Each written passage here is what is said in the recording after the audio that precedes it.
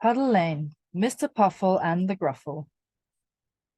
Candletown. Can you find Puddle Lane?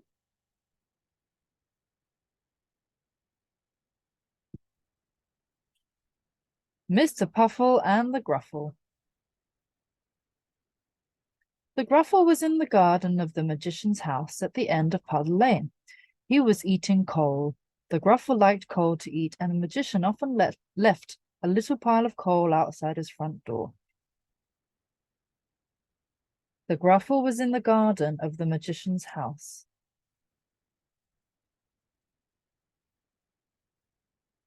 Suddenly the sun went in behind a black cloud, and it began to rain. The Gruffle hated rain. It hissed in his ears when he puffed out fire. "I'm going home," he growled. The Gruffle lived in a ruined tower on a hill just outside Candletown. He visited the magician's garden because the magician put out coal for the Gruffle to eat.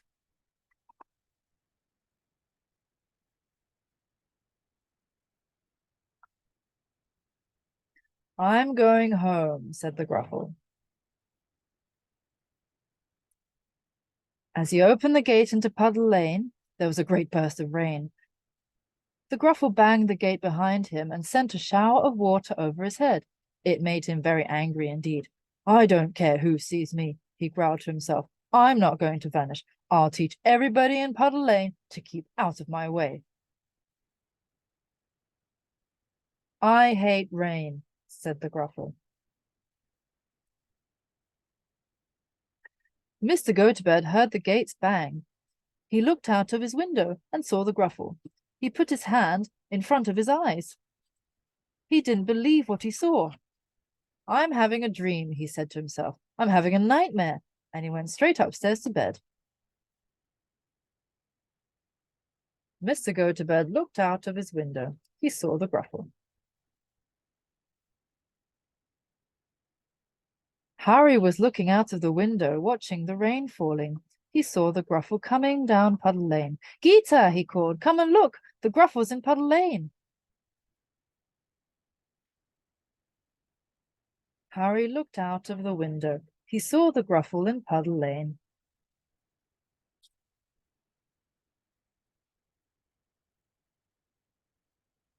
Geeta ran to the window, and they both stayed there watching as the Gruffle came slowly along. As they watched, the rain stopped as suddenly as it had begun. The sun came out from behind the black cloud, but that didn't make the Gruffle any happier. He was very wet, and he wanted to get home. Geeta ran to the window. The sun came out.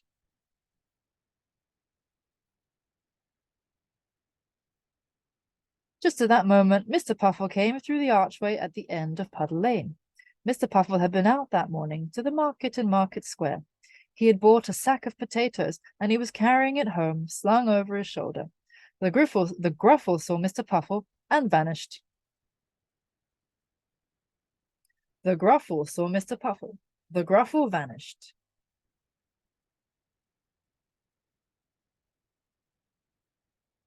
Mr. Puffle had almost reached the door of his house when the Gruffle decided to appear. The Gruffle was feeling so cross that he wanted to frighten someone. He wanted the lane to himself, too. He suddenly appeared, puffing out fire and smoke right in front of Mr. Puffle. Mr. Puffle and the Gruffle.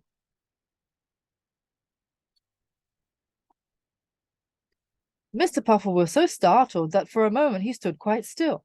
He stared at the Gruffle. The Gruffle roared. He sent a great puff of smoke right into Mr. Puffle's face.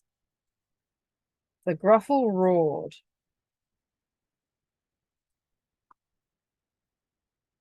Mr. Puffle swung the sack of potatoes over his shoulder and hit the Gruffle right on top of his head.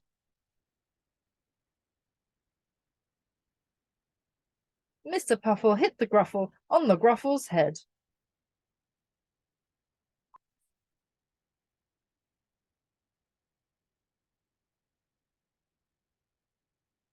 The Gruffle sat down in the lane with a crash and a roar. Mr. Puffle dropped the sack and ran towards his front door.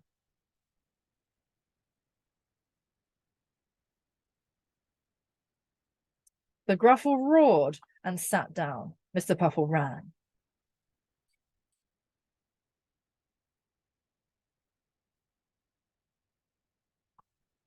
The Gruffle struggled to his feet and roared after him. A great flame of fire came out of his mouth. The Gruffle roared. As quick as a flash, Harry picked up one of the toy mice which was standing on the windowsill. He opened the window and threw the mouse down into Puddle Lane. It landed at the Gruffle's feet.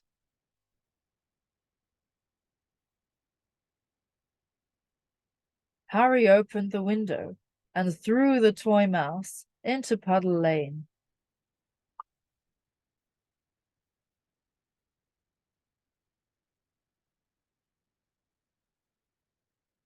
The Gruffle roared again, but this time he roared with fright. He was very frightened of mice. There was a great puff of fire and smoke. The Gruffle roared and vanished.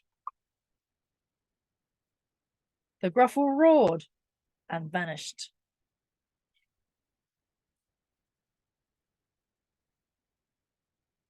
Mr. Puffle pushed open his front door and staggered inside. He banged the door shut behind him. He was so overcome that he stumbled upstairs and went to bed. Mr. Puffle went to bed. Harry and Geeta ran downstairs and out into Puddle Lane. Harry picked up the toy mouse. Geeta looked at it. "Is it all right?" she asked. "Grandmother gave me 2 mice as a Christmas present, and I don't want anything to happen to either of them." Geeta looked at the toy mouse.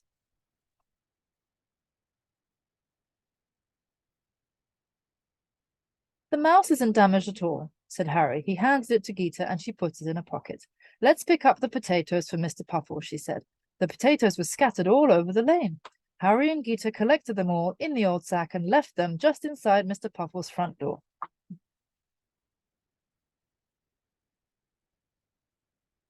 Harry and Geeta put the sack inside Mr. Puffle's door.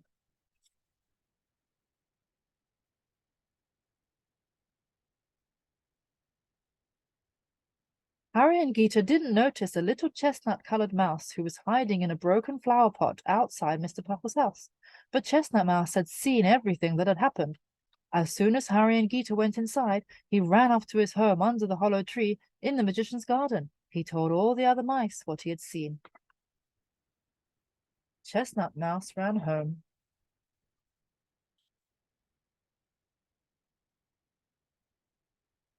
In the old ruined castle on the hill outside Candletown, the Gruffle clambered down some steps and into the dungeon where he lived. He had made himself a bed there among some stones, and he had a pile of sticks and a pile of coal. He was too upset to eat any coal, but he lit a fire to dry himself. Then he settled down in his bed, rumbling and grumbling to himself until at last he fell asleep. The Gruffle went to bed.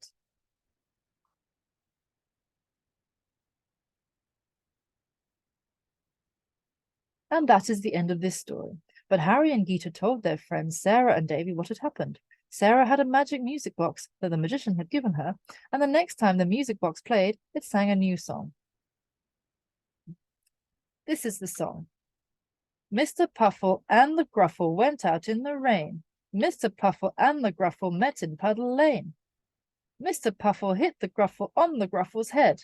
Mr. Puffle and the Gruffle both went home to bed.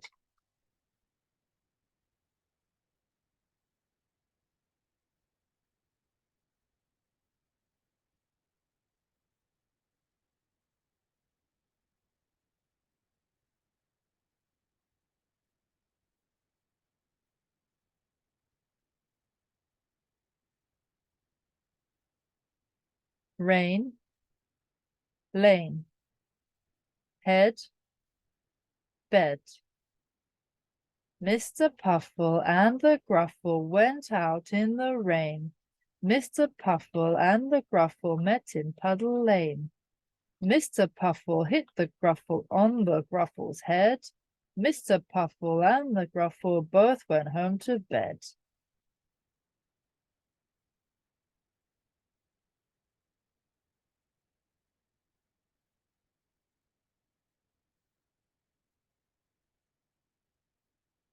When Chestnut Mouse told the other mice about what had happened, they were very excited. They had all once been toy mice in Mr. Wideawake's toy shop. They had come alive when the magician had come into the shop one evening and had accidentally spilt magic dust on them.